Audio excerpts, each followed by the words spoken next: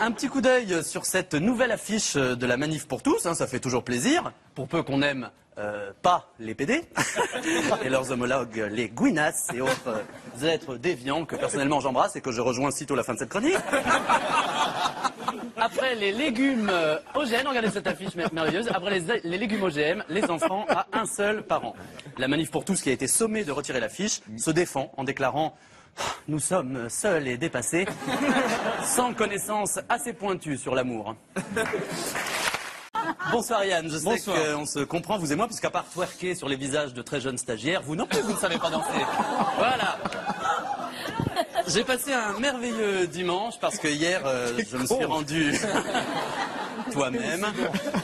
Je me suis rendu hier à mon point relais acheter une bouteille de Volvic, dont je tairai le nom pour ne pas citer de marque. Et j'ai découvert un nouveau magazine dont je vous recommande la lecture, pardon. Ce magazine s'appelle Dr Good Michel Simès, ou Dr Michel Simès Good, ou Dr Maboul, franchement j'en sais rien. On y voit en couverture un Michel Simès tout sourire, très enthousiaste, trop enthousiaste, qui tend la main vers nous sans qu'on sache si ça illustre plutôt le dossier un examen indolore qui en dit long, ou bien le sujet palper ses testicules de la page 63. Bon. J'ai jeté un œil à mon kiosque, aux différentes unes, obscènes, racoleuses, charmantes, culottées, poétiques, qui alternativement nous brûlent ou nous consolent la rétine. J'ai vu un petit peu de tout. Et savez-vous de quoi je vais vous parler, Yann, aujourd'hui? Alors, petit quiz. Vais-je plutôt vous parler du plan d'économie secret des députés, en sachant, et c'est peut-être là un indice, que je me contrefous du plan d'économie secret des députés, ou de tout le reste qu'on peut trouver dans le JDD? Tout le reste. Ouais, gagné. Effectivement, je vais plutôt vous parler de tout le reste, notamment de cet article sur le sommeil dans le JDD. On dort moins qu'il y a 30 ans. Eh oui. Ben oui, mais il y a 30 ans, non seulement il n'y avait pas Netflix, mais en plus, il y a 30 ans, il y avait Claude Sérillon. Donc tu m'étonnes qu'on pionçait. On apprend dans l'article que le manque de sommeil serait en passe de devenir le mal du siècle. On prend conscience de plus en plus des vertus régénératrices du sommeil. Voilà, même page du Figaro, un article intitulé « À Trouville, les constructifs se cherchent un avenir ». On sent déjà dans la phrase que c'est une impasse. Hein, à Trouville, la seule chose qu'on peut chercher, c'est des coquillages ou des personnes âgées. Et ainsi organiser une belle mouclade. Mais sinon, on peut pas à Trouville. Je suis pas trouvilophobe, hein, mais c'est simplement que, à part Proust, personne n'a jamais rien trouvé à Trouville. C'est du temps perdu. Oula, blague. Et en plus... Blague, bon, de première aile. En plus, avant de se chercher un avenir, il faut se chercher un nom. Parce que là, les constructifs, j'espère que c'est provisoire comme appellation, parce que constructif, ça fait pas parti politique de droite. Ça fait jeu de mots de salon de coiffure. Hein, constructif. Je suis sûr qu'il y a au moins un visagiste quelque part qui s'appelle constructif. À Trouville, d'ailleurs, sûrement. Et alors, l'article est séduisant aussi, je vous en donne lecture. Les constructifs se réunissent en séminaire gouvernemental. Donc non, ils se réunissent près du bac à shampoing, certainement, mais pas en séminaire gouvernemental. Et qu'est-ce qu'ils font? Ils évoquent à huis clos, c'est marqué ça, oui, si on peut le voir, je sais pas, moi, ils évoquent à huis clos l'avenir du parti.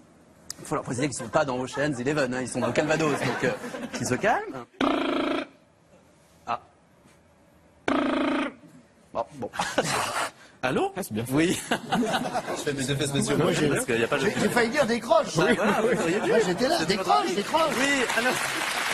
Oui, c'est Patrick Filsé. Oui, il a reconnu votre voix. Oui, c'est le CSM, le comité de surveillance des mots. Ah, très bien. Très bien, merci beaucoup. Merci. Bonjour chez vous.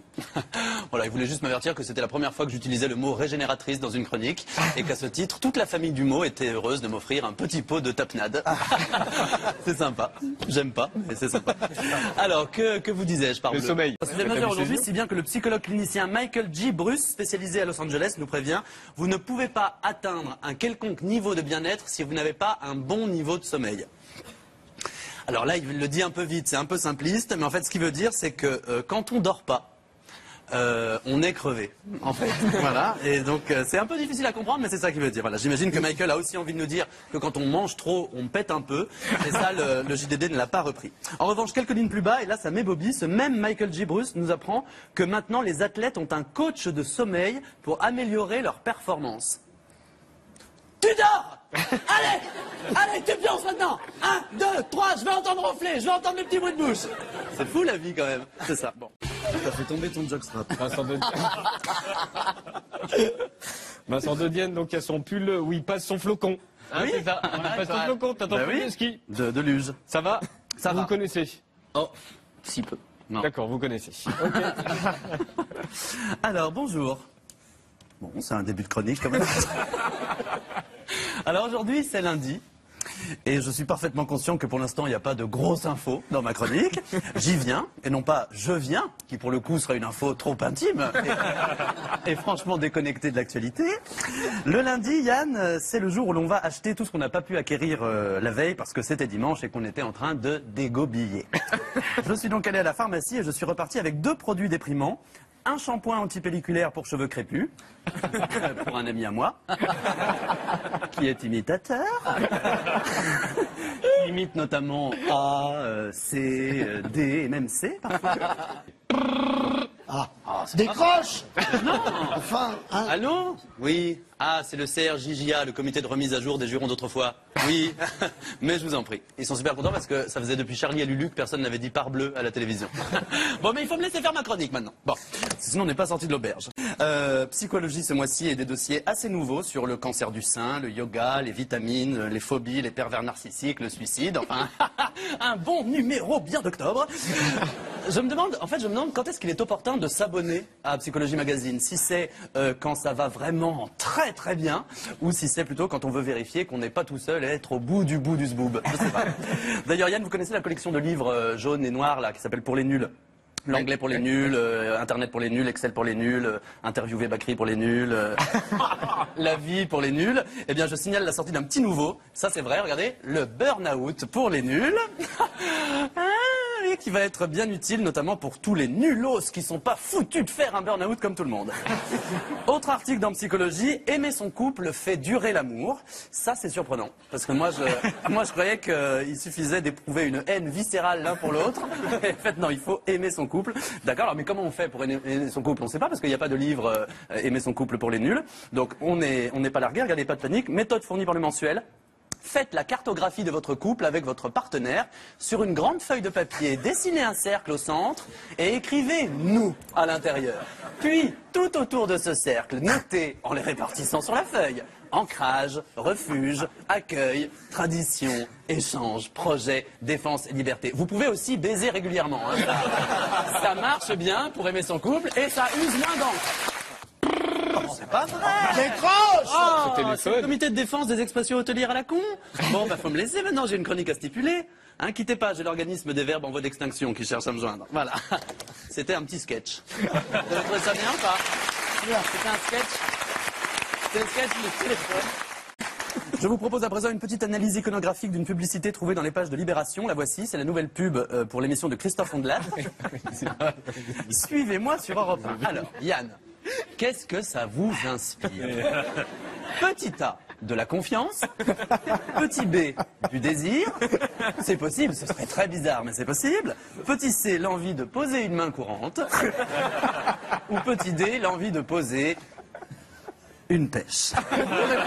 Sur papier libre. En fait, qu'est-ce qui ne fonctionne pas dans cette réclame? C'est qu'on sait que Christophe Ondelat fait des émissions sur les grandes affaires criminelles. Donc, quand on voit écrit « Suivez-moi » avec ce petit sourire plein de promesses en termes de sévices corporels, eh bien, on éprouve comme une méfiance et c'est contre-productif parce qu'on se branche sur RTL et on écoute les grosses têtes. Pierre Bénichou n'est pas moins flippant, mais on se dit quand même qu'il court moins vite. Voilà. Puisque j'avais la pointe et que j'aime beaucoup Michel Simès, une seule de ses affirmations est correcte, j'ai acheté le magazine et je l'ai lu. Alors c'est un magazine pratique et bienveillant qui nous apprend comment se vacciner comme Michel Simès, comment conserver ses ovocytes comme Michel Simès, ou même comment faire semblant d'avoir régulièrement des fous rires à l'antenne pour être élu animateur préféré des Français plusieurs années de suite consécutives comme Michel Simès. J'ai voulu m'attarder sur un grand dossier intitulé « Les gestes qui doivent devenir des habitudes ». Donc parmi les gestes qui doivent devenir des habitudes, il y a bien sûr acheter Dr Feelgood, écouter Michel Simès sur RTL, mais il y a aussi contrôler l'aspect de ses organes génitaux et les comparer à ceux de Michel Simès. Alors, sauf que là, franchement, on n'avait pas besoin d'un avis spécialiste. Hein. En gros, si vos organes génitaux sont difficiles à observer, c'est que vous êtes une femme. Et auquel cas, Michel Simès vous reçoit dans son cabinet, qui est ouvert du lundi au dimanche, et qui n'est autre que son domicile conjugal. Si vos organes génitaux sont rosés, tout va bien. S'ils sont rouges, il faut consulter. S'ils sont rouges et jaunes à petits pois, ce sont les chaussettes de Dorothée. Auquel cas, c'est rigolo, mais ça vous conférera une sexualité moins érectile. S'ils sont lisses, vigoureux et fermes et qu'ils exhalent une douce odeur de cannelle, c'est que vous les avez trempés dans un strudel, donc faites gaffe. Hein. Et bien sûr, si vos organes génitaux pendouillent, c'est que vous êtes Michel Simès.